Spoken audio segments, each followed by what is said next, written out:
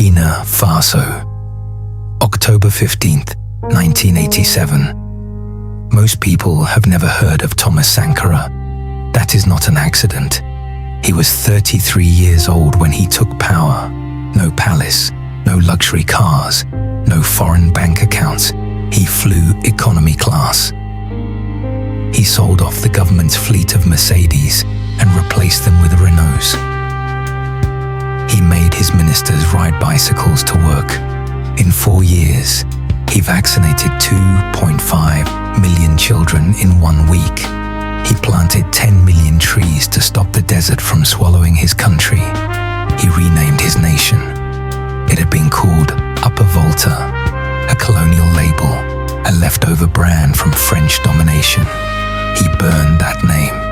He called it Burkina Faso, the land of upright people. He was building something the West had never seen in Africa and never wanted to. That was the problem. Sankara understood something most leaders never do. That true independence is not a flag and a ceremony. It is economic sovereignty. He stopped paying interest on foreign debt.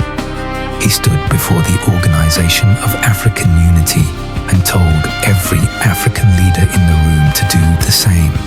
His exact words, "Debt is a cleverly managed reconquest of Africa."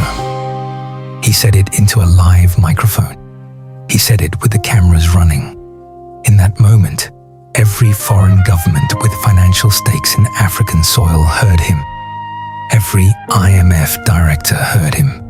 Every former colonial power heard him.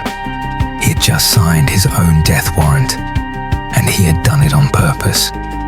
Back home in Ouagadougou, there was one man listening more carefully than anyone else. Blaise Compaore. They had been friends since military school, brothers in arms. They seized power together. Sankara made him second in command, put him in his cabinet, trusted him with everything. What Sankara did not know, or perhaps refused to believe, was that Compaore had already been in contact with Côte d'Ivoire's president, Félix Houphouët-Boigny, a close French ally. That French intelligence had already identified Sankara as a destabilizing force, that the meetings had already happened, that the decision had already been made. The afternoon of October 15th begins like any other. Sankara is in a meeting at the Council of the Entente building in Ouagadougou. He is with 6 colleagues. At 4:15 p.m., a convoy of vehicles pulls up outside. Armed men pour out, soldiers loyal to Compaore. Sankara hears the commotion. According to witnesses, he tells his colleagues to stay inside. He says, "It's me they want." He walks outside. 12 bullets in 15 seconds. Thomas Sankara is dead at 37 years old. His body is hastily buried in an unmarked grave. Compaore immediately takes power and reverses every single reform Sankara built. Every one. The debt payments resume. The bicycles disappear. The Mercedes return. Within months, Burkina Faso is back inside the orbit of France and the IMF, exactly where it was before Sankara ever existed. Compaore rules for 27 years. It takes until 2022 for a Burkinabe court to finally convict him of Sankara's murder. In absentia, he had already fled to Côte d'Ivoire. He is still there. Here is what history will not let go of. Thomas Sankara knew. In the weeks before his death, he gave an interview. He was asked about the political tension. He smiled and said, "While revolutionaries as individuals can be murdered, you cannot kill ideas. They killed the man. The idea is still here." This channel investigates the assassinations of kings, emperors, pharaohs, and presidents.